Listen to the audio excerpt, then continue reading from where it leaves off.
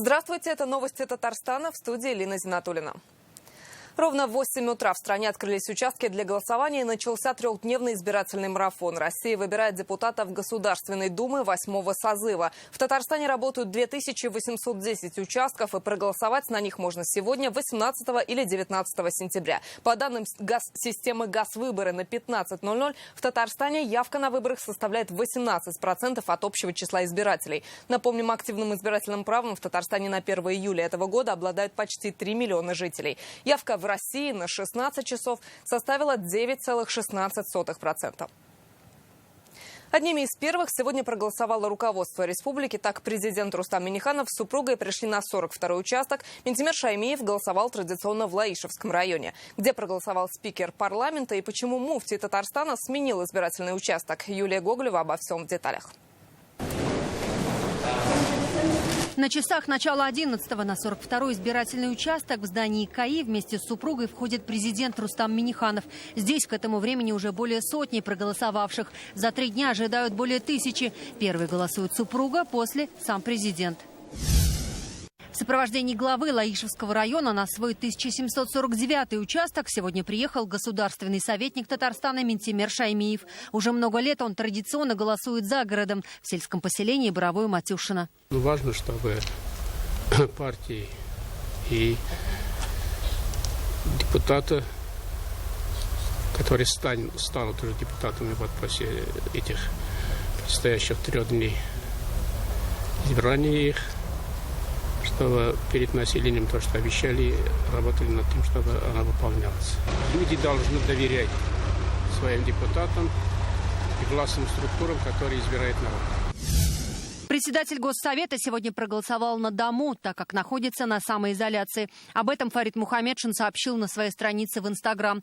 Убежден, татарстанцы, как и жители всей страны, проявят гражданскую активность, придут на участки для голосования и выразят свое мнение относительно будущего нашей страны и республики, написал спикер парламента. Проходите в кабиночку. Глава Центра избиркома Татарстана голосовал ровно в полдень в 75-й гимназии Московского района Казани и признался, это уже 25-й участок, который он проверил, и здесь же отдал свой голос. Андрей Кондратьев отмечает слаженность процесса и доброжелательность наблюдателей. Их в Татарстане свыше 14 тысяч. Абсолютно доброжелательная атмосфера царит. Из того, что я увидел, что действительно растет и количество тех, кто заявляется на надомное голосование. Это одна из форм голосования, утвержденных в этом году. И тоже понятно, что пандемия никуда не ушла. Люди берегут себя, многие заявляются для того, чтобы проголосовать на дому. Праздником вас. Вице-премьер Татарстана голосовал в 3-й гимназии Казани. На участок он пришел в праздничном настроении, шутил и вспоминал свои первые выборы, когда служил в погранвойсках. В этот день в нашей части это день свободы и демократии. Никто строем не ходит, вкусно, много кормят. И несмотря на то, что люди в погонах, у тебя было право выбора, и ты шел, голосовал. В центре Казани, в здании технологического университета, отдал голос заместитель председателя Госсовета Марат Ахметов. На выборы он пришел с супругой и даже постоял в очереди за бюллетенями. Избирателей на участке, несмотря на 10 утра, было немало. После голосования Марат Ахметов вспомнил годы, когда и сам был кандидатом в депутаты. Достаточно ответственно к этим мероприятиям я отношусь. Поэтому пришли вот как раз и первый день таких выборов. И очень приятно, что народу достаточно много активно приходят на выборы. Даже вот мне самому пришлось постоять на очереди. Это приятно. Приятно то, что избиратели, население, граждане республики не безразличны к своей судьбе на будущее. Муфтий Татарстана Камиль Хазрат Самигуллин голосовать приехал вместе с супругой. Признался, раньше свой выбор они делали на участке рядом с домом. Сегодня сделали исключение и проголосовали ближе к работе. Понимаем, что это некий договор, в котором мы должны принимать участие. Мы тоже граждане и должны показать свою активную позицию. Около часа дня в здании КАИ проголосовал епископ Елабужский Иннокентий. Любой член любой религиозного объединения, Русская Православная Церковь и мусульмане, мы являемся все, прежде всего, жителями нашей страны, гражданами, которые обязаны выполнить свой долг, выбрать и ту партию, которая я считаю необходимую для участия в Государственной Думе, и тех кандидатов от нашей республики, которые, я считаю, как гражданин, будут выполнять достойно свои обязанности. Ух ты! Соблюдаем все меры предосторожности. Народная артистка России Венера Ганеева свой голос отдала на участке в здании 110-го лицея Казани. И, как она призналась, в ее семье выборы никогда не пропускали. Более того, по этому поводу дома всегда был праздник. Помню еще, когда родители живы были, они ходили на выборы, и потом у нас дома всегда был праздник. Это такая замечательная возможность нам участвовать в жизни республики. Все хотим жить хорошо, быть в здравии, иметь хорошую работу. Нас также беспокоит наше будущее именно пенсионеров. Добрый день. По принципу не откладывать важные дела на потом, в первый день голосования свой выбор сделала и председатель Общественной палаты Татарстана Зиля Валеева. Ее участок расположен на территории 18-й Казанской школы. Независимо от того, первый раз он голосует или 101 раз, требуется взрослая ответственность, взрослая вдумчивость. И, конечно, я прежде всего голосую за тех, кто проголосовал за тех, в кого я верю и кто будет способен отстаивать интересы республики на федеральном уровне, сможет работать над законами. Первый день голосования близится к завершению, и, как мы видим, большинство первых лиц Татарстана свой выбор сделали именно сегодня, причем в первой половине дня. Но на этом выборы не заканчиваются. Напоминаем, свой голос вы можете отдать еще завтра, в субботу и воскресенье. Юлия Гоголева, Рамзель Гарипов, Марат Зайдуллин, ТНВ, Казань.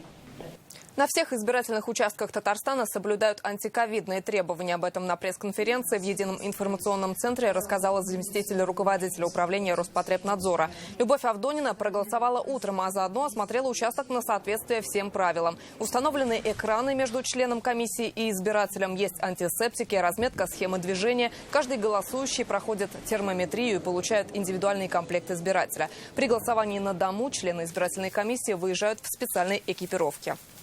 Уровень иммунизации членов избирательной комиссии на сегодня составляет 61%. Это хороший процент.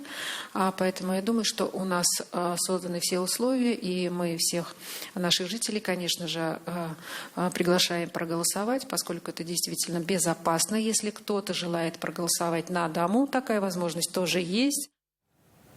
Все 3 дня голосования в Казани работает единый информационный центр. Сюда оперативно поступают данные по явке, ходе голосования и информация с участков. В центр аккредитовано больше сотни журналистов. Сегодня о работе наблюдателей здесь рассказали представитель корпуса «За чистые выборы» и региональный координатор независимого общественного мониторинга. В Татарстане за выборами следят 14 тысяч наблюдателей. Среди них около 100 блогеров. По данным на 15 часов существенных нарушений на участках зафиксировано не было. Информация об открытии одного избирательного участка на 2-3 минуты позже не подтвердилась. Проверка показала, наблюдатели находились внутри УИК уже за 15 минут до начала голосования.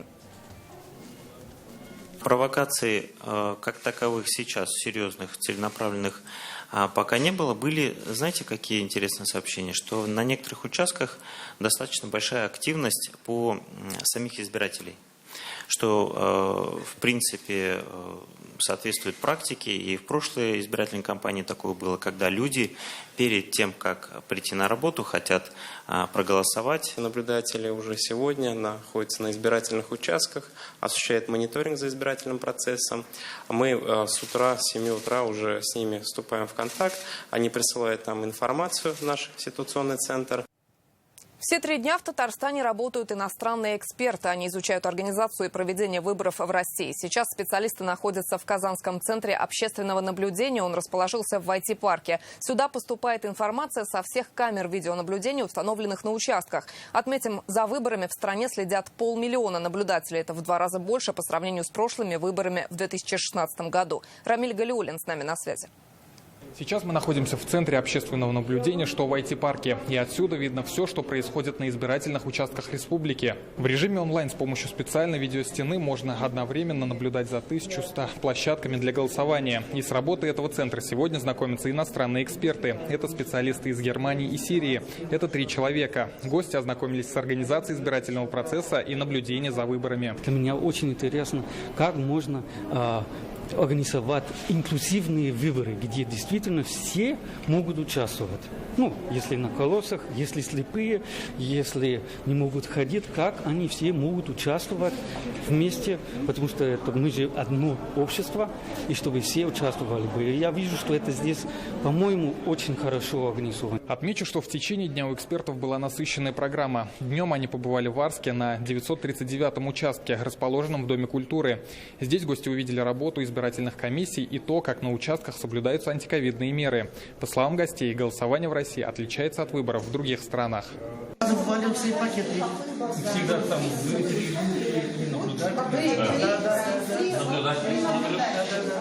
Специалисты также провели встречу с омбудсменом по правам человека Сарией Сабурской. Она рассказала, как проводит мониторинг защиты прав и о работе горячей линии на этих выборах.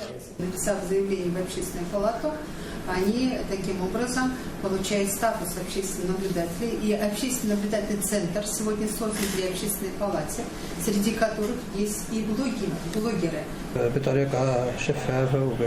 Мне понравилось, как каждой партии дана возможность наблюдать за выборами с помощью камер, а также люди с ограниченными возможностями могут проголосовать. В Казани эксперты проведут все 3 дня голосования. Рамиль Галиуллин, Адель Мендубаев, ТНВ, Казань. На участках за ходом голосования следят и иностранные наблюдатели. Сегодня они провели встречу с уполномоченным по правам человека в республике Сарией Сабурской. Также на избирательных участках работают наблюдатели от политических партий. Сегодня их представители рассказали о первом дне голосования. По их словам, выборы в Татарстане проходят в штатном режиме, без нарушений. Обстановка на участках спокойная. Обстановка, слава богу, спокойная. И очень надеюсь, что и так в течение всех 3 дней будет. И очень радует то, что все наблюдатели подтверждают, что с утра люди довольно активно идут голосовать. Мы покрываем сейчас 100% избирательных участков. У нас 2707 членов комиссии с правом решающего голоса, а также работают наблюдатели с правом совещательного голоса. Их у нас 2300 человек. Нарушений пока не выявлено. То есть у нас один сотрудник сидит за компьютером, следит за всеми избирательными участками. У нас есть доступ ко всем избирательным участкам по Республике Татарстан. Мы закрыли наблюдателями все избирательные участки. Зеленодольск планирует получить звание «Город трудовой доблести». Все подробности читайте в интернет-газете «Реальное время». Глава Ростеха Сергей Чемизов с рабочим визитом прибыл в Казань. График был расписан поминутно. Первым пунктом программы стал Казанский авиационный завод. Здесь возобновили серийное производство модернизированного ракетоносца Ту-160. С ходом работ главу Ростеха ознакомил Рустам Миниханов. Накануне его избрали председателем Совета директоров ПАО «Туполев». Демонстрация полета Ту-160 и промежуточные итоги рабочей встречи в репортаже Алии Хурдиновой.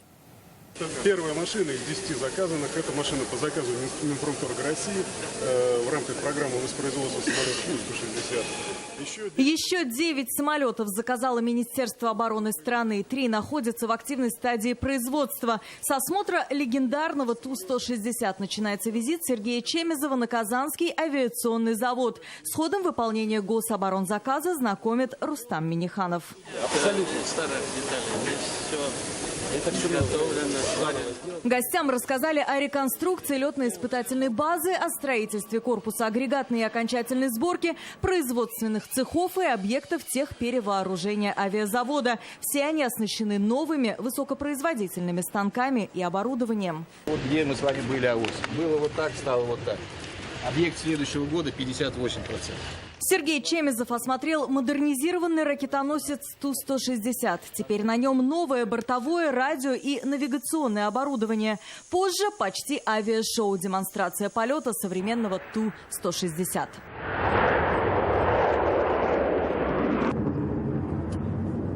Промежуточные итоги подвели тут же на заводе. Рустам Миниханов уже как председатель Совета директоров просит обратить внимание на подготовку кадров. Везде это вопрос кадров есть.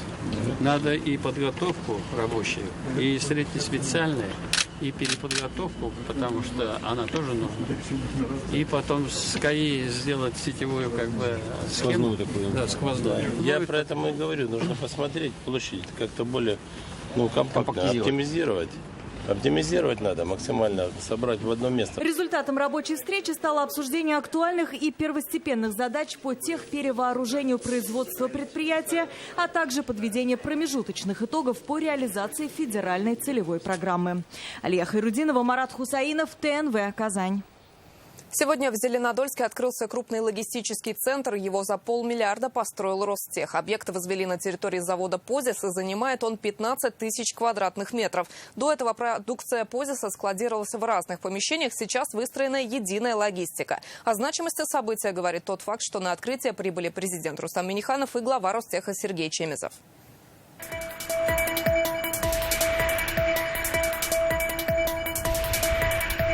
Это морозильник МШ-220, необходим для хранения замороженной плазмы крови, также подходит для хранения вакцины «Спутник Ви». С такой продукцией «Позис» встречает 20-летие начала выпуска медицинской техники. Предприятие реализует более 160 различных модификаций холодильного оборудования. В этом году его производство выросло на 140%. Помочь управиться с такими объемами призван новый логистический центр. Символический запуск нового логистического центра. Его открыли Рустам Минниханов и Сергей Чемезов. В создание инфраструктуры Ростех вложил 550 миллионов рублей. Это стратегическая линия, которая определена президентом страны Владимиром Путиным. В 2030 году 50% продукции должно иметь гражданскую направленность. В этом направлении компания тоже активно работает. Хотел бы всех вас поздравить с этим знаковым событием, хотя уже «Позису» более 100 лет. У вас прекрасная история.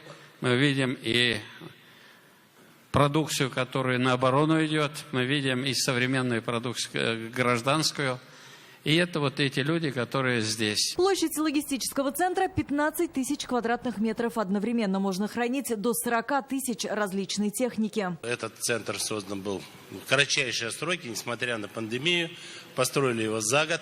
Это наш лидер в области диверсификации. Это, конечно, пример всем оборонщикам, как нужно наладить производство и как эффективно можно управлять теми мощностями, которые сегодня имеются. Центр укомплектован самым современным оборудованием. Внедрены автоматизированные линии и процессы управления складом. Это увеличивает производительность труда на треть. Ежегодно «Позис» выпускает новые виды продукции. Сейчас это 115 базовых моделей и более 650 модификаций оборудования. Опытно-промышленную эксплуатацию в полной мере прошли. Пусконаладочные работы все проведены, и логистический комплекс «Позис» готов к плановой эксплуатации. Создание нового логистического центра – важная часть программы развития производства холодильного оборудования. Эта программа предусматривает рост объемов к 2025 году в 2 раза – до 600 тысяч устройств ежегодно. Алия Хайрудинова, Дмитрий Аринин, Адель Миндубаев, ТНВ, Зеленодольск. Несмотря на рабочий день, в Альметьевске сегодня активно голосуют. В городе работают 62 избирательных участка. До их закрытия остались считанные минуты. Сейчас моя коллега Филюза Хамидуллина выходит в прямой эфир. Филюза, сколько всего избирателей в районе и какая обстановка на участках? Да, Алина, здравствуйте. В Альметьевском районе можно проголосовать на 116 участках. К ним прикреплены около 150 тысяч избирателей. Сейчас мы находимся в здании драмтеатра. Это самый центр города. Здесь уже активно голосуют с утра. Тут прикреплены 2000 человек. Голосуют пожилые, работающие в основном проголосовали в обеденный перерыв. Многие говорят, что выходные не будут в городе, и поэтому решили проголосовать в первый же день. Намечаются выходные. Хотели побыстрее проголосовать и уехать из города. Мы должны отдать свой голос для того, чтобы у нас в стране нами руководили достаточно достойные представители власти.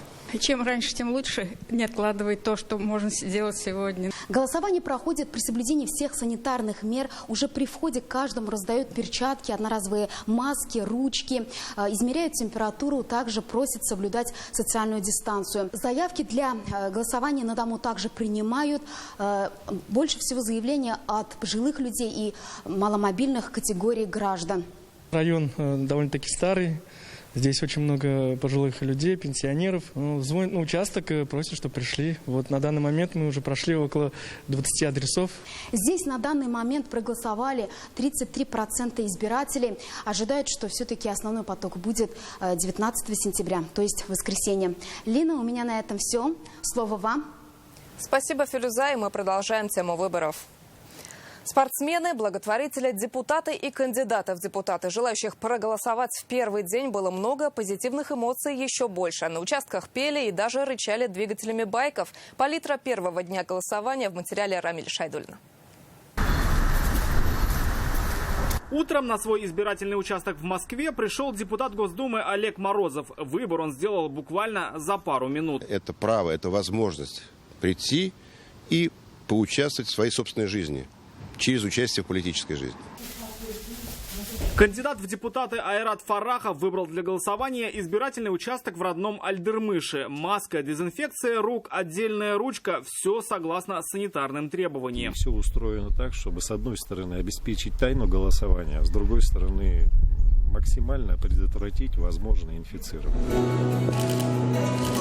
В числе первых на свой участок пришел и заместитель генерального директора Фонда инвестиционного развития территорий Руслан Гаджиев. Свой выбор он сделал на 42-м участке в здании КАИ. Кампания была тяжелая, но настроение позитивное, поэтому сейчас уже решение за избирателем. В хорошем настроении отдать свой голос пришел и региональный лидер ЛДПР Владимир Сурчилов. Генеральный директор КАМАЗа Сергей Когогин вместе с супругой проголосовали на участке в Набережных Челнах. Тот выбор, который наше население сделает на ближайшие 5 лет, он очень важен, стратегический. Жизнь сейчас имеет огромный темп, все быстро меняется, течет. Хорошо. В Автограде одним из первых на свой избирательный участок прибыл, как он это делает на трассе, руководитель команды КамАЗ-мастер и депутат Госсовета Владимир Чагин. Отправляя бюллетень в урну, отмечает, это важно лично для него. Мы все знаем прекрасно, что Государственная Дума нашей страны – это главный законообразующий орган. И быть равнодушным и не голосовать, значит быть равнодушным к своему будущему. Свой гражданский долг выполнил и легенда Акбарса Данис Зарипов. Хоккеист проголосовал в КАИ. Сегодня-завтра у него игра, и времени не будет. Мое мнение, это правильная система, и каждый человек должен оставить свой голос. Свой голос сегодня отдал и председатель правления благотворительного фонда имени Анжелы Вавиловой Владимир Вавилов. Участники мотоклуба в участке, хотя их слышно было по всей округе. Возле участка у здания 75-й гимназии всех голосующих встречала агитбригада и подбадривала веселыми частушками.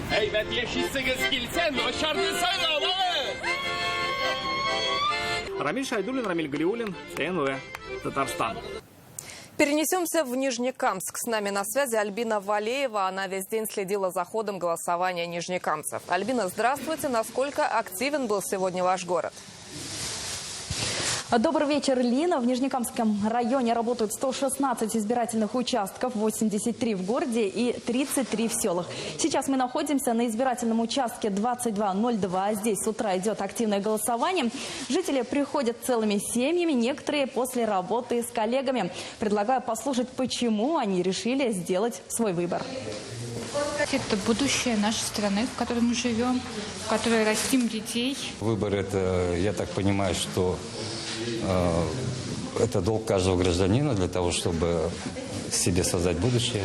Право голоса на этих выборах имеет почти 200 тысяч жителей Нижнекамского района. По данным, на 3 часа дня у нас свой выбор сделали уже более 37 тысяч человек. Хочу добавить, 2000 избирателей впервые участвуют в голосовании, и их ждут сюрпризы. Им вручают приглашения в разные развлекательные учреждения. Как прошел первый день голосования, расскажет председатель избирательной комиссии Владимир Крещенов. Здравствуйте. Здравствуйте. Первый день избирательной кампании прошел хорошо. Значит, избиратели активно участвуют в своем избирательном процессе. Люди идут, явка хорошая. Тоже процесс идет полным ходом. Люди стараются, идут, особенно под вечер. Многие идут с работы, отдать свой, как говорится, долг, проголосовав за нужную кандидатуру, желающую кандидатуру. Какие новшества в этом году? Ну что, сейчас на каждом избирательном участке устанавливается по 2 видеокамеры, то есть специально ведется круглосуточное наблюдение в зале для голосования, чтобы не было никаких, пресекая нарушений, чтобы не было никаких нарушений. То есть полностью под контролем видеонаблюдения. В Нижнекамске на некоторых участках можно пройти маммографическое и флюорографическое обследование, на других посетить ярмарку и почти везде сделать прививку от коронавируса. Лина, пока у меня на этом все. Спасибо большое, Альбина. А мы напоминаем, что в эти дни всех проголосовавших ждут приятные бонусы. Так, в Казани избиратели получают специальный браслет. По нему все 3 дня будет бесплатный проезд в общественном транспорте и вход на все организованные мероприятия. Сегодня в 5 вечера на Баумана начались съемки ток-шоу «Вечерний город». В субботу улица Профсоюзная частично станет пешеходной. Здесь развернется молодежная площадка с показами модной одежды и дэнс-баттлами, граффити, фестиваль. Кульминацией дня в воскресенье станет концерт у Акбарс-арены. Здесь выступят Салават Фатхудинов, Ума Турман, Олег Газманов и другие артисты.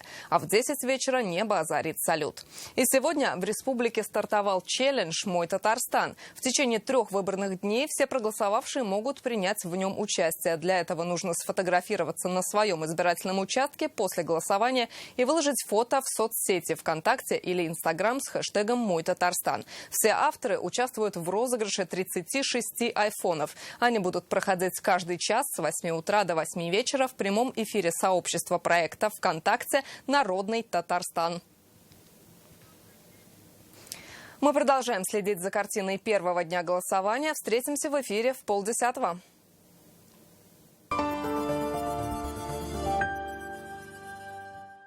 В РРТ Автомаркет есть автомобиль для каждого. Выгода до 150 тысяч рублей. Подробнее 216-0003 и на Чуйкова 54Б. Пластическая и эстетическая хирургия здоровья семьи. Все виды пластических операций. Ведущие хирурги. Современное оборудование, индивидуальный подход. Казань, 204-2700. Семейная ипотека. Всего 0,55% на квартиры в Казани. От Акбарс дом. Только до конца сентября. Звоните.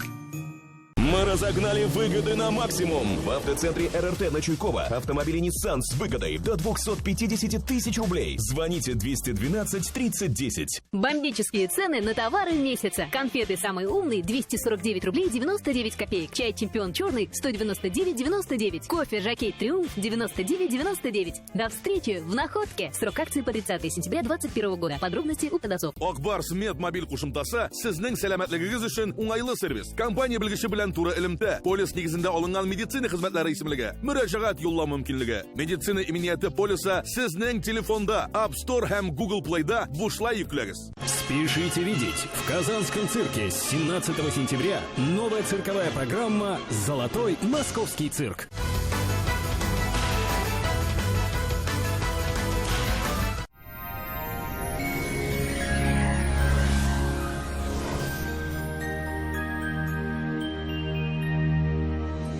Здравствуйте! Начало осени в нашем регионе выдалось нетипично холодным, и бабье лето пока к нам не спешит.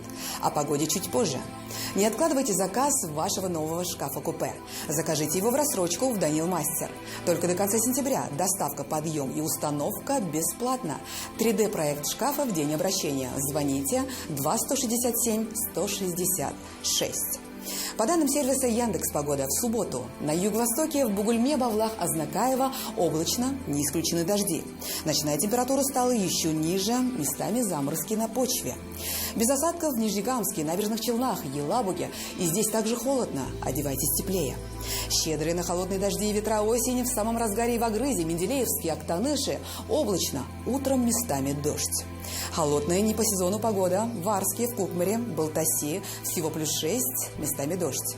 И в Болгаре, Дрожжаном, Буинске погода не отличается стабильностью. То солнце, то набегают тучи, дождь сменяется порывистым ветром и наоборот. В центральных районах не исключены кратковременные дожди. Температура низкая для этих дней сентября, всего +9. Рассчитывать на тепло пока не приходится. В ближайшие дни будет наблюдаться преимущественно облачная погода. Федеральная сеть медицинских центров «Доктор Ост» лечению самых сложных заболеваний позвоночника и суставов без боли и хирургического вмешательства. За 12 лет в 10 городах России врачами клиники отменено более 70 тысяч операций. У меня артроз. Протез, хоть и дорогой, не приживался. Так я попала в «Доктор Ост». Даже при тяжелых формах артоза сустав еще можно сохранить с помощью инъекции нового поколения. Жаль, поздно попала в «Доктор Ост». Были бы оба сустава целы. 18 сентября в Казани облачная погода с прояснениями. Утром местами дождь. Температура ночью всего 5 градусов выше нуля, а днем плюс 9. Ветер северо-западный, умеренный до сильного. Атмосферное давление повысилось 755 миллиметров ртутного столба, влажность воздуха 68%. Магнитные поля Земли неустойчивые, берегите свое здоровье.